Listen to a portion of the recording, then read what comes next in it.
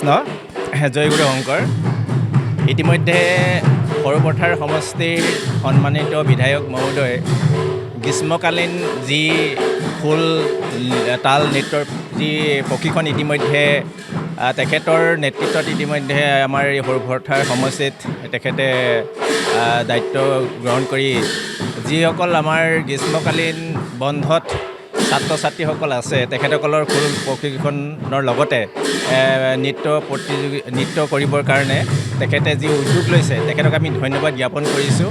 আৰু আমাৰ শ্ৰীমন্ত শংকৰদেৱ সংঘৰ সাহিত্য সংস্কৃতি শাখাৰ সভাপতি সম্পাদকৰ সহযোগিতাত এই অনুষ্ঠানভাগ হৈছে, যিহেতুকে আমাৰ এই গেলাবিল পঞ্চায়তত আমাৰ এই বৃন্দাবন আঞ্চলিক শাখাত এটা কেন্দ্ৰ ইতিমধ্যে তেখেতে আমাক দিছে আৰু সেই কেন্দ্ৰটো আমি বৰডুবি নৱমিলন প্ৰাথমিক শাখাৰ গুৰুগৃহত আমি অনুষ্ঠিত কৰিছোঁ আৰু 6 তাৰিখৰ পৰা ইতিমধ্যে আমাৰ প্ৰশিক্ষণ হৈ আছে। আৰু আমাৰ প্ৰশিক্ষক হিচাপে আমাৰ মূলৰ প্ৰশিক্ষক শ্ৰীযুত লীলা গগৈ প্ৰভুজনা আৰু আমাৰ দিব্যজ্যোতি বৰা তেখেতৰ দুজনৰ নেতৃত্বত আমাৰ এই খোল আৰু নৃত্য প্ৰশিক্ষণ ইতিমধ্যে হৈ আছে।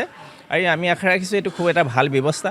আৰু সাহিত্য সংস্কৃতিৰ দিশত আমাৰ সৰুপথাৰ সমষ্টিৰ বিধায়ক তথা বিশ্বজিৎ ফুকন ডাঙৰীয়াই যিটো আমাৰ শ্ৰীমন্ত শংকৰদেৱ আৰু সাহিত্য সংস্কৃতিৰ আগুৱাই নিয়াৰ ক্ষেত্ৰত যি প্ৰচেষ্টা গ্ৰহণ কৰিছে আমি তেখেতক ধন্যবাদ আৰু শলাগ আগবাঢ়িছোঁ। হয়, কৃষ্ণ জয়গুৰু শংকৰ।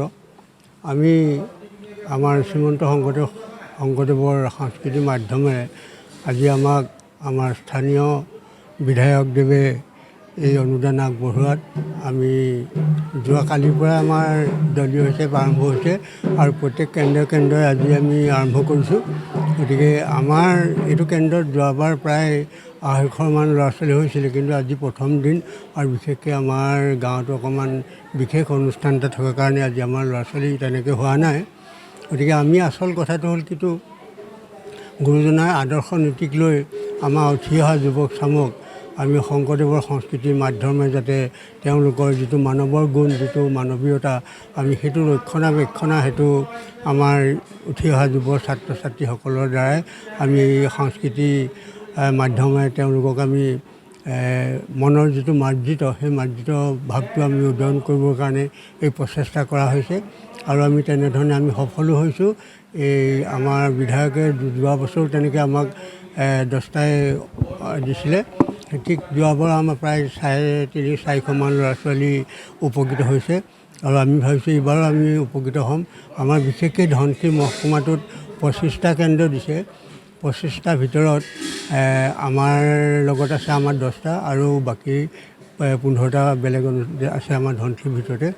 গতিকে আমি এনেধৰণে ধৰক আমাৰ খোল বাদ্য নৃত্য বৰগীত আদিখিনি আমি আমাৰ ছাত্ৰ ছাত্ৰীসকলৰ যোগেদি আমি নতুন শিক্ষা কৰি যাতে আমাৰ সমাজ সংস্কাৰৰ কাৰণে তেওঁলোক আগবাঢ়িব পাৰে, আমি সেই উপলক্ষে আজি এই অনুষ্ঠানত আমি এই পদক্ষেপ লৈছোঁ আৰু আমি ভাবিছোঁ আমি ভৱিষ্যতলৈ আমি তেওঁলোকক আমি সুপথ দিব পাৰিম আৰু আমাক গুৰুজনাই কিবা কৰিব বুলি আমি ভাবিছোঁ। আৰু লগতে আমি আমাৰ বিধায়কলৈও আমি শুভেচ্ছা জনালোঁ। কৃষ্ণ।